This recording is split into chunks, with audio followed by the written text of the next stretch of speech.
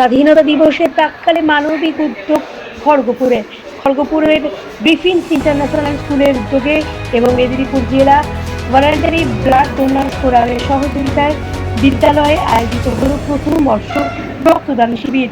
এই শিবিরে প্রায় 100 জন স্বেচ্ছায় রক্তদান করেন। বিদ্যালয়ের প্রিন্সিপাল প্রদীপ স্যামন নিজে রক্তদান করে শিবিরের সূচনা করেন। রক্ত সংগ্রহ করেন খড়গপুর মহকুমা হাসপাতালের ব্লাড সেন্টার এবং নয়াগ্রাম সুপার স্পেশালিটি হাসপাতাল ব্লাড সেন্টার। শিবিরে উপস্থিত ছিলেন বিদ্যালয়ের চেয়ারম্যান অভিষেক যাদব, মেদিনীপুর জেলা ভলেন্টারি ব্লাড ডোনার্স ফোরামের সেক্রেটারি জগদীশ মাইতি এবং ডেপুটি সেক্রেটারি মৃত্যুঞ্জয় সামন্ত জানান, জেলায় সারা বছর রক্তের চাহিদার 100% যোগান নিশ্চিত করাই তাদের লক্ষ্য। সেই উদ্দেশ্যে বিভিন্ন ক্লাব, সংগঠন এবং শিক্ষা প্রতিষ্ঠানকে রক্তদান শিবিরের আয়োজন করার জন্য আবেদন জানানো হচ্ছে। তারা বলেন, খড়গপুর গ্রিফিন্স ইন্টারন্যাশনাল স্কুল কর্তৃপক্ষ তাদের আবেদনে সাড়া দিয়ে প্রথমবার রক্তদান শিবিরের আয়োজন করেছেন। পাশাপাশি যারা স্বেচ্ছায় রক্তদান করেছেন তাদের প্রত্যেককেই ধন্যবাদ জানান তারা।